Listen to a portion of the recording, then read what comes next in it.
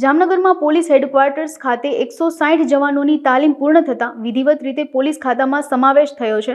તાલીમાર્થીઓએ તાલીમ પૂર્ણ કરતા દીક્ષાંત પરેડ સમારોહ યોજાયો હતો, જેમાં મુખ્ય મહેમાન પદે રાજકોટ રેન્જના પોલીસ મહાનિરીક્ષક અશોકકુમાર યાદવ, જિલ્લા પોલીસ અધિક્ષક પ્રેમસુખ ડેલુ, નાયબ પોલીસ અધિક્ષક મહેન્દ્રસિંહ બી સોલંકી, ધારાસભ્ય દિવ્યેશ અકબરી, રેવાબા જાડેજા, મેઘજી ચાવડા સહિતના મહાનુભાવો ઉપસ્થિત રહ્યા હતા, જેમાં બેસ્ટ તાલીમાર્થીઓને તેઓના બેસ્ટ પરફોર્મન્સ બદલ પુરસ્કારિત કર્યા હતા.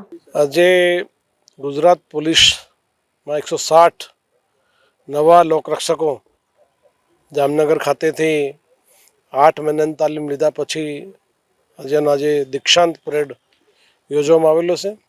એ દીક્ષાંત પરેડમાં તમામ તાલીમાર્થીઓ દ્વારા ખૂબ જ સારો પરફોર્મન્સ રજૂ કરવામાં આવેલો છે અને તમામ જે આખી 8 મહિનાની તાલીમ દરમિયાન જે બેસ્ટ પરફોર્મન્સ કરેલો છે એ તમામને અહીંયાથી ઇનામો પણ આપવામાં આવેલા છે.